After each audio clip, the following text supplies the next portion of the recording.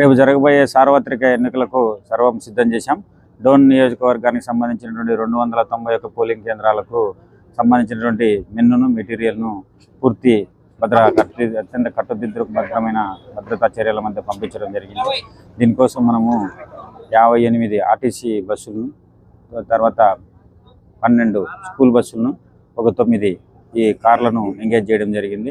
ప్రతిదానికి కూడా జీపీఎస్ని ఫిట్ చేయడము, ప్రతిదానికి కూడా ఆర్ముడ్ గార్డును సెక్యూరిటీగా నియమించడం, అవసరమైన దగ్గర సిఏపిఎఫ్ పోలీసును కూడా భద్రతగా పెట్టి వాళ్ళందరినీ పోలింగ్ స్టేషన్లకి ఇప్పుడే పంపించడం జరిగింది.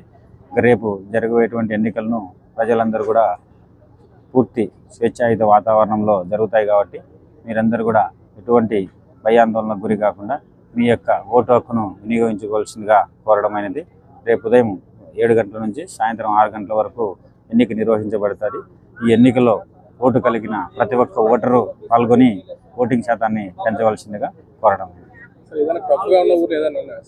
మనకు అన్ని కూడా వల్నరబిలిటీ ఉండేటువంటి పోలింగ్ కేంద్రాలు ఏవీ లేవు. గతంలో జరిగినటువంటి ఈ క్రైమ్ని బేస్ చేసుకొని నియోజకవర్గంలోని 291 కేంద్రాల్లో 72 పోలింగ్ కేంద్రాలను క్రిటికల్ కేంద్రాలుగా గుర్తించడం జరిగింది.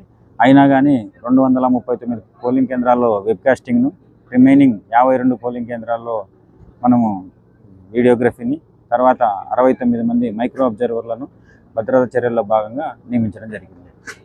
పరికరాలు ఏదైనా సాంకేతిక లోపం వచ్చినప్పుడు అక్కడ ఎటువంటి సిబ్బంది ఏవిఎంలలో వచ్చేటువంటి సాంకేతిక సమస్యను పరిష్కరించడానికి క్విక్ రెస్పాన్స్ టీమ్ అని ఒక సెక్టోరల్ ఆఫీసరు, ఒక బెల్ ఇంజనీరు, ఒక ఏఆర్ఓను, ఒక టెక్నికల్ పర్సన్తో 4 మెంబర్స్తో 32 టీంలు ఏర్పాటు చేయడం జరిగింది.